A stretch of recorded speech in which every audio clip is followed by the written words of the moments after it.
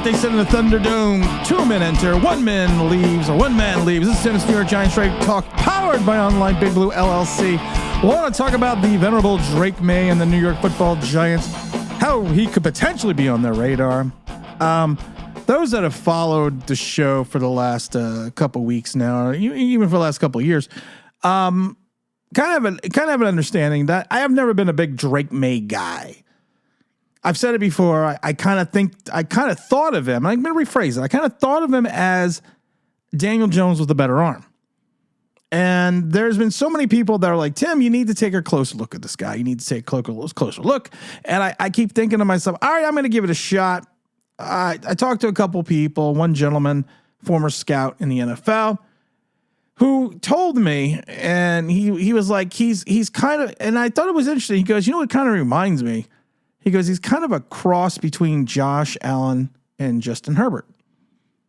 And I was like, wow, that's pretty big praise, because this is the same guy, and you can go back to watch the video, who told me the Giants would not pass up on Andrew Thomas.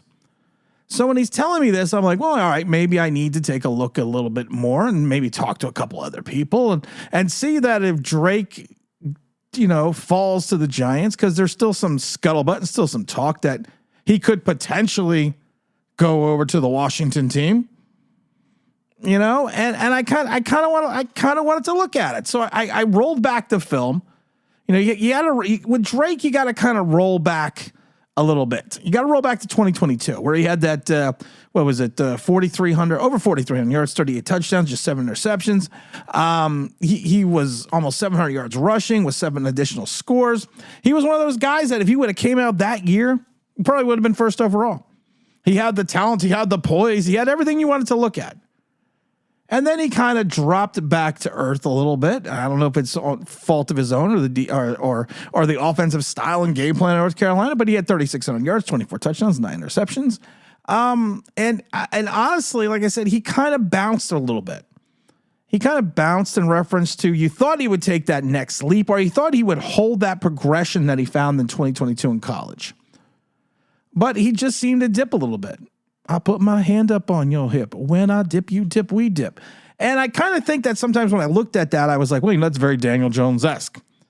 But then if you compare the Daniel Jones career numbers at Duke to his career numbers in North Carolina, Drake Maye, that is, they're not even close. They're not even in the same stratosphere. So I keep looking a little bit deeper. I kept diving in a little bit deeper. And like I always said, I thought he was Daniel Jones, but a more athletic Daniel Jones with a better arm. And like I said, this kid is an athlete. Drake Maye is an athlete. I would say he's not an average athlete. He's not above average. I think he's an excellent athlete. He's got quickness. He's got size. He's got speed. He is he is a scrambler. He's a dual threat guy. He's got, we've talked about it a million times before. We always talk about it again. He's got that big arm that he can make all the throws on Sunday. We've talked about that. 6'4", 230. So I think he's 223 pounds. So he's the prototypical guy. He's a prototypical quarterback. And like I said, with that big arm, he's got a nice tight delivery. He's got good velocity. You can see that on the outside balls. He can make the deep throws. I mean, hell yeah, he can easily make the deep throws. And he's one of those guys that if you watch him, he maintains his act. And I try to watch more and more film on him as I could, not just the 2022 film, but if you do watch, he maintains his accuracy when the pocket around him breaks down. He still maintains his accuracy. His skill level doesn't dip as much as you would think, with being surrounded. But like I said, he's a guy that just has this ability to throw under pressure. I think his accuracy is probably out of the 3 top guys. I think he's probably closer to the top in reference to accuracy on all levels of throws. Now, I will say this, and even in his pro day, you saw a couple passes get, what it reminded me of, which is kind of funny. It kind of reminded me of Eli Manning. You saw a couple balls get away from him. That's what she said. I had to. But you saw a couple passes get away from him. Eli used to do it. Eli used to throw those ducks. But he's fairly accurate. I would say he's probably exceptionally accurate at times. He's got great touch. I mean, he is a guy that if you're looking for someone that's going to be able to hit you with a deep pass, but then come back with a 3-yard out, he's got that touch. He's got the touch. It's not actually he's got the touch, but it only just had to go that way.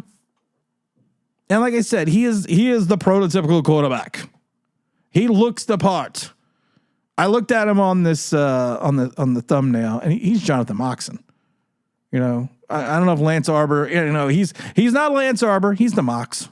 He really is. His dad played quarterback at North Carolina as well, and I think his brother played basketball for the Tar Heels. I'm not sure. So he comes from an athletic family. Like I said, he is an athlete, and that worries me a little bit because Daniel Jones was considered an athlete, but he is an athlete. He really is. He's got the speed. He's got good foot quickness. He is a guy that you can run him by design and not have to worry about it. He's got more than enough athleticism. He is a legitimate dual threat quarterback. And Tim, you're probably saying, well, Tim, all these sound like really good things. I'm not hearing the bad shit. Well, you know, with me, there's always some bad stuff. And one of the things that even watching going back to 2022, at times, he's at times, not all the time, but at times, and I don't want to say it because the minute you say this, everyone's going to be like, you want answers? I think I'm entitled. You want answers? I want the truth. You can't handle the truth. The truth is he's slow at times to go through his progressions. I said it. Now that's at you hope that improves going in with better coaching. And at times, and if you watch some of the games last year, it wasn't even like there was difficult coverage that he had to read. They were sometimes very simplistic. And when his first read wasn't there, he struggled to go through his progressions and find the next guy. He did that more this year than he did in 2022. Now we've lived 5 years through that, and we're going to go through year 6 with that probably as well. Is it something that he can work on? Probably. I hope so. He's got all the other intangibles, but the fact that he's a one-read guy and has difficulty finding that second guy, that is concerning. That is concerning. And one of the other things that I kind of get concerned about is he has a tendency when the play breaks down, sometimes too, I personally think that he abandons the play too quickly. That he takes off. We're not going to say anything, but who does that sound like? That he has that ability, that he sees the play break down and he's quick to get out of the pocket. So those are some concerns. The only other thing I can think of is a little bit with his mechanics. I think he's got to get, maybe it's going to come with more repetition, and he's going to get, like I said, he's going to get better coaching at the NFL level. I think he needs to just tighten his mechanics a little bit, and he just needs to just tighten it up. That's what she said. Sorry, I had to again. He just needs to tighten up his mechanics a little bit. He's got to be more consistent with his mechanics. And the other thing, but it's not a Daniel Jones thing, but another thing that kind of gets me with him is, and more of it's an Eli Manning thing.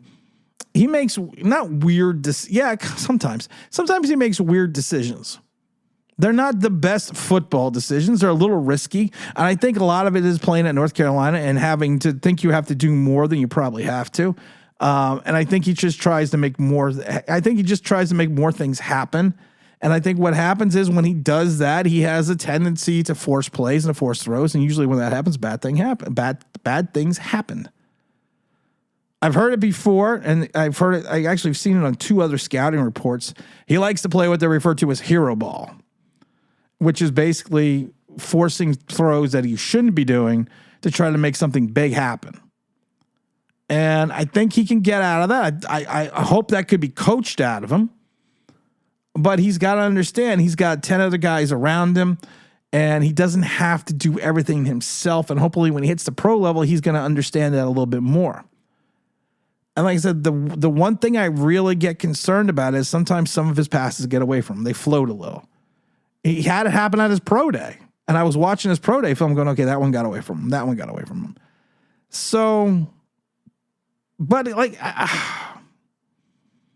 there's a lot to like about Drake Maye. And there's a lot less to dislike about him. And I think that's a better way to put it. He's a guy that can throw the bullet pass. He's a guy that can throw the ball through the wall. And then he's a guy that can drop some little bit of touch. And then he's the type of guy that he can take off and run. And he has, you know what he has? He has pocket awareness. He has that ability. He has the ability to have, we've talked about it before. He has pocket maneuverability. I always like using that phrase. But he's just got to learn he's just got to be methodical, though, about going through his progressions. And that is one of my big concerns. And that's why I think I used to compare him to Daniel Jones a lot. Because if you watch that, and then you watched him more this year, 2023, than he did in 2022, but he's got to just be methodical. He's got to understand, listen, I'm going to go to read 1. I'm going to read 2. I'm going to go back to 3. And I'm going to go back to 1 again. You can't just say, okay, 1 is covered. I'm going to run. You know, and he doesn't do it all the time. And that's what I'm saying. He's got to be with the right coach. He's got to be with the right system. And when my friend told me he thought he was going to be a cross between, you know, Josh Allen and Herbert. The first thing I thought of was, well, you got the Josh Allen, you know, guy right here. You got the mentor of Josh Allen and Brian Dable. I wish it was just this easy to pick a quarterback and find a franchise quarterback. You really do. You really do wish it was easy. You really do wish you reached a point where you could just find someone. But if he can limit more of his turnovers, if he could stop playing the hero ball game, he's got all the physical tools. He really does. He's got all the intangibles. He's got the mobility. He's got the big, strong arm. You know, he's the prototypical quarterback. And if you're looking for a guy who could be the cornerstone player for your franchise, the guy that could be the face of the franchise, Drake Maye is probably, you know, Drake Maye is not a bad choice. I've already said it. If the Giants went with Caleb Williams, Jaden Daniels, Drake Maye, or even Michael Penix, hell, I even said JJ McCarthy, I would be fine with it. But if someone is there, listen, there are 5 guys. Your pick number 6. I think at least 2 quarterbacks are going in the first 5, which means you'll still have a potential to have 3 other options. And probably it could potentially be Penix, Maye, and McCarthy. If I'm looking at Penix, Maye, and McCarthy, if you're looking at going against someone that's not going to have the injury history, you're going to go with Maye. If you're going to go with someone who has done more in college outside of winning a national championship statistically, you're going to go with Maye over McCarthy. It's just how willing are the Giants going to want to go with a guy that is kind of a mixture in my mind between Eli Manning and Daniel Jones, and you're hoping that you're going to get more Eli Manning. Oh, we might have a stream today at noon, which is Wednesday today. I haven't decided yet, but we'll make sure we see. And as always, don't forget to like, don't forget to subscribe, don't forget to ring that bell because you want to know why. That'd be awesome.